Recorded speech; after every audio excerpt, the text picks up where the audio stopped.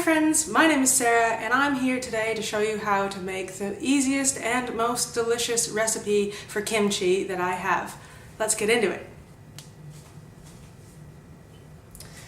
The first thing you want to do is start assembling your ingredients. So you're going to want to get Napa cabbage, it's also called wombat cabbage in some places, daikon radish or white radish, fresh ginger, carrots, garlic, green onions, salt that does not have iodine in it, also soy sauce, fish sauce if you'd like, and a hot Korean paste or any kind of hot sauce you like in there.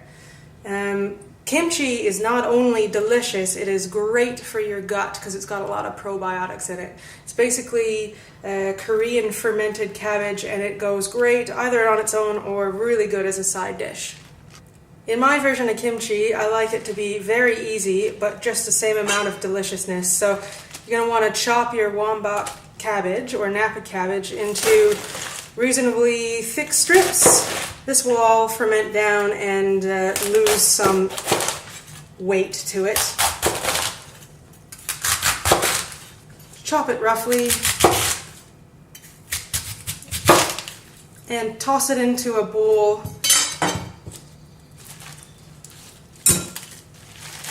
It's best not to use anything metal with fermenting, with anything fermented actually.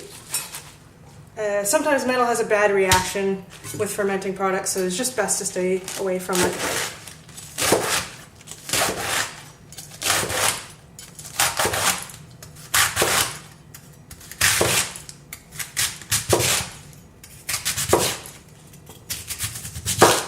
Chop the ends in the compost.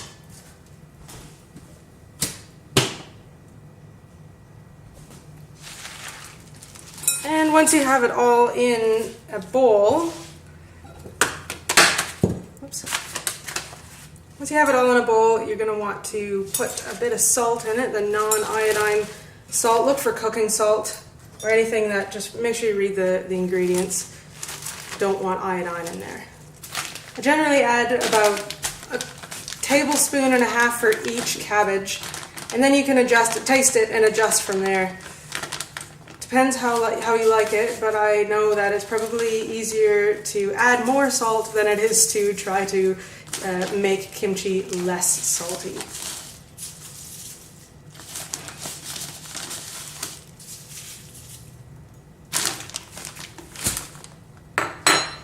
So once you've added your salt, you're just going to want to massage the salt into the cabbage. You know that if you massage it enough, when you can squeeze it and water squeezes out of the cabbage. So just really get in there. Make sure you obviously wash your hands.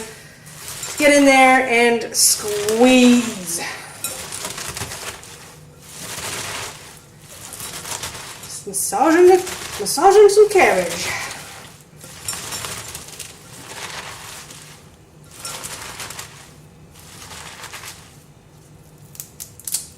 Oops. Big bits will ferment as well. You might want to break them up or don't. Up to you. That will ferment.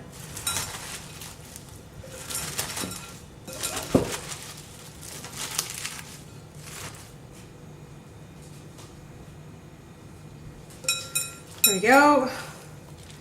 Squeeze it. You know you've massaged it enough when the water drips from it and it's lost roughly half the amount of volume that it had originally.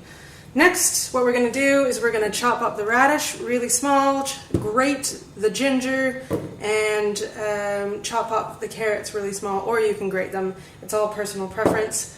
Mince the garlic, and also chop up the green onions.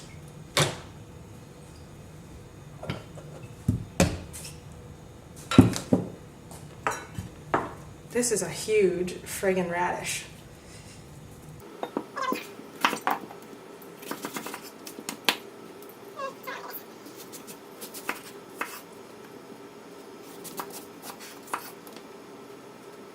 You can grate all these things if you'd like. It's really personal preference and how small you like to have them. I like things a bit bigger and chunkier, but some people like it all grated and quite small. Plus it's a lot easier if you just make it bigger. It's fast.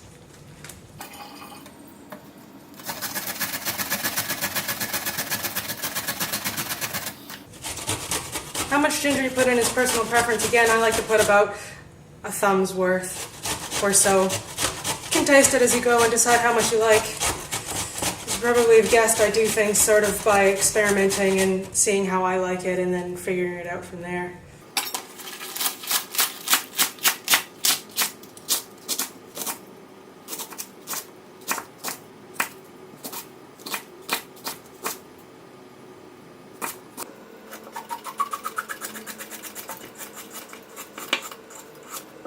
A lot of people julienne this because it looks quite nice, but again, I do things pretty easy. So this seems to be a lot better. More time consuming to julienne things.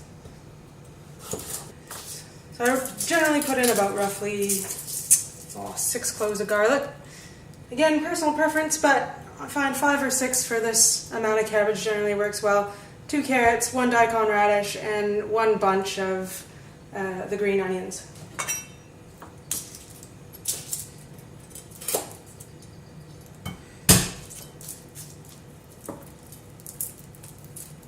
There you go. Once we got everything chopped up, add it to the cabbage, add everything into that one bowl.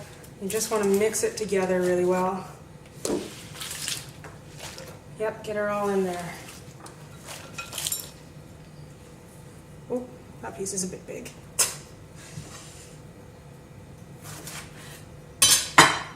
There you go. Once we got it all put together, we're going to add roughly a tablespoon of soy sauce. Remember, it's quite salty.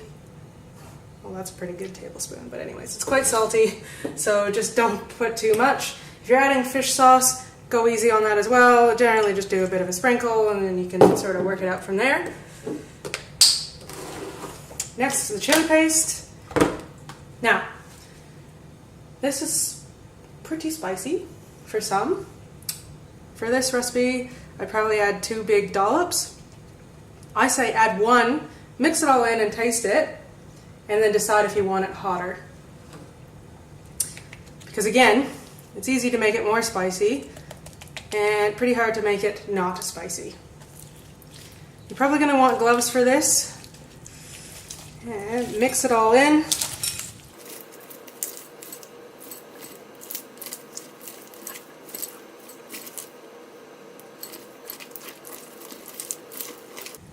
You really got to get amongst it.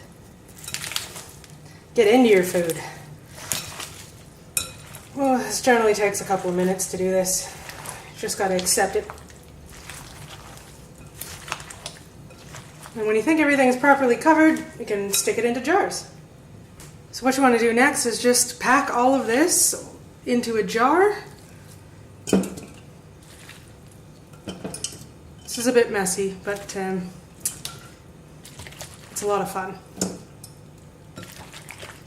Just slam everything in there, punch it down as you go. You're going to have quite a bit of juice at the bottom. So all of these vegetables will be releasing their water from the salt.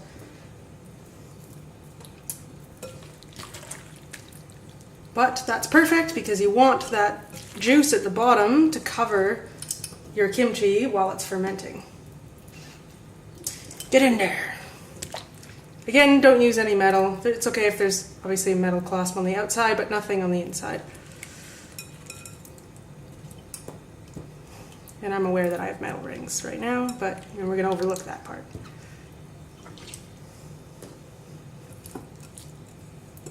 Woo-wee, perfect. Good fit. Look at all that. Look at that juice. While your kimchi is fermenting at room temperature, you want to make sure that everything is submerged. So really slam that in there. Get that in there. Slam it down. Get that juice up.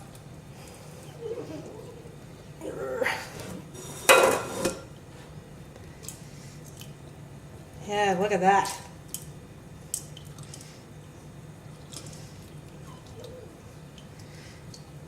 Now, I find the best way to keep the veggies underneath the brine is to actually use a cabbage leaf to keep it down. So if you have one of these cabbages, you can use that. If not, use the wombat cabbage. You're just going to take that nice cabbage leaf, shove it on top. There's all kinds of other things you can use. You can buy like clay things as well to go on here, but again, cheap and easy. For me, it's the best way, but maximum deliciousness.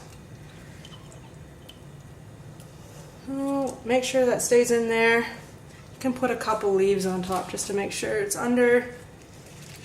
Find just the cabbage alone generally won't keep it under. You're probably going to need to put some sort of weight on top here just to keep this under the brine.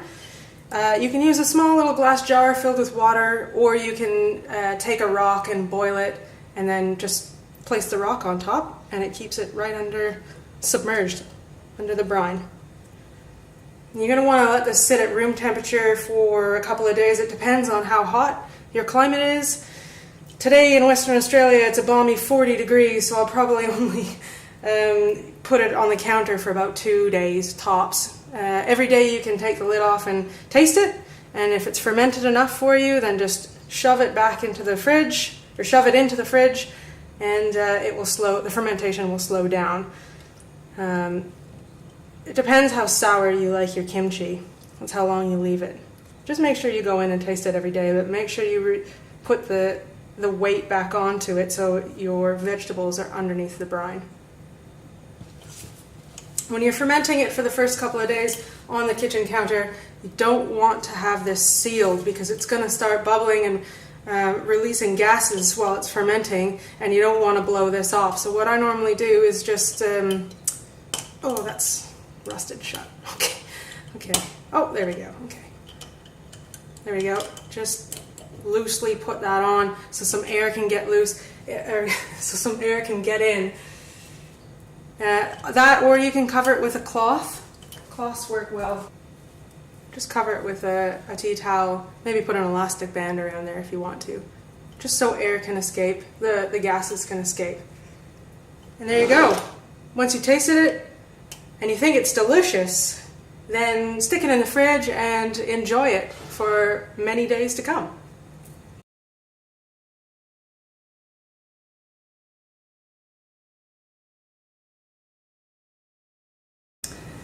Thanks for watching, guys, and if you've made kimchi this way or if you make it a different way, leave me a comment down below. I'd love to hear how you guys are doing this. Make sure to share this video with anybody you think would appreciate it, and enjoy your kimchi.